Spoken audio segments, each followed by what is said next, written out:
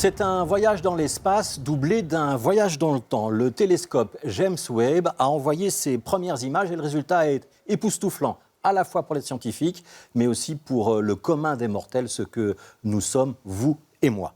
Ces spectaculaires clichés, ils sont le résultat d'un voyage commencé il y a déjà 7 mois, lorsque la fusée Ariane 5 a lancé ce télescope, qui se trouve aujourd'hui à 1,5 million de kilomètres de la planète Terre. Si je parle de voyage dans l'espace et dans le temps, c'est parce que les lueurs captées par James Webb sont des sources qui se trouvent à des milliards d'années-lumière. Et ce que nous allons voir, donc, grâce à ces clichés, c'est l'univers tel qu'il a existé dans le passé, au moment où les lumières ont été émises. Et donc, plus elles sont lointaines, plus elles sont vieilles. Ça veut dire qu'on va pouvoir remonter jusqu'aux portes du Big Bang. Alors, mieux vaut une image qu'un long discours pour comprendre. Voici un premier cliché envoyé par James Webb, l'amas de galaxies baptisé SMACS 0723. Ce premier plan, vous voyez les images les plus brillantes, ce sont celles qui sont les plus proches, et les points à peine visibles, ce sont ceux qui sont très éloignés et qui appartiennent donc au premier temps de l'univers. La grande étoile brillante au milieu avec ses 8 branches, elle se trouve dans notre galaxie. Si vous regardez juste en dessous, vous pouvez distinguer un petit amas de points lumineux et des arcs orangés. C'est une déformation de l'espace-temps. Et en photographiant justement à travers cette galaxie, c'est pour ça qu'elle a été choisie, on a une déformation. C'est comme si on zoomait à travers une seconde lentille et derrière les premiers objets, on voit des objets qui sont encore plus loin.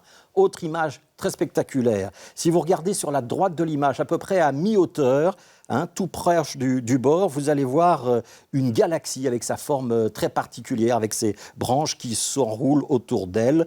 C'est une forme très reconnaissable, donc, que l'on doit à ce télescope James Webb. Alors, vous l'avez remarqué, on distingue plusieurs couleurs différentes dans ces images. Et ce qui va le plus intéresser les scientifiques, c'est que justement, ce télescope capte des lumières infrarouges. Derrière chaque point lumineux, les scientifiques vont pouvoir donc définir un spectre. C'est une sorte de longueur d'onde.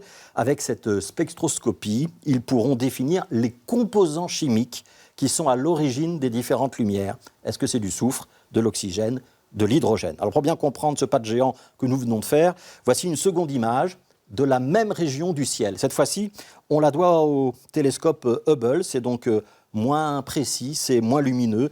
Elle a été prise à la fin des années 90, cette image. La galaxie dont on distinguait les bras tout à l'heure, elle est à peine devinable aujourd'hui, et pourtant elle se trouve à la même place dans cette image. Et cette image, Hubble avait mis 2 jours à nous l'envoyer, alors qu'avec James Webb, l'image équivalente nous arrivera en à peu près 1 heure. Alors, c'est un jour historique, a commenté Joe Biden en publiant cette première image. Au total, il y a 5 régions distinctes que le super télescope a pu photographier et dont les images sont en train de nous arriver.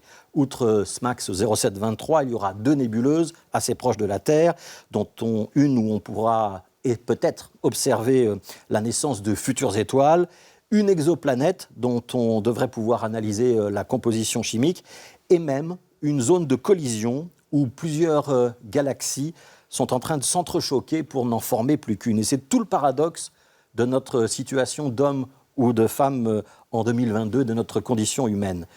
On peut voir très loin et très en arrière grâce à la science, mais en étant incapable, avec la guerre en Ukraine ou avec le réchauffement climatique, d'éviter des catastrophes qui sont pourtant très proches.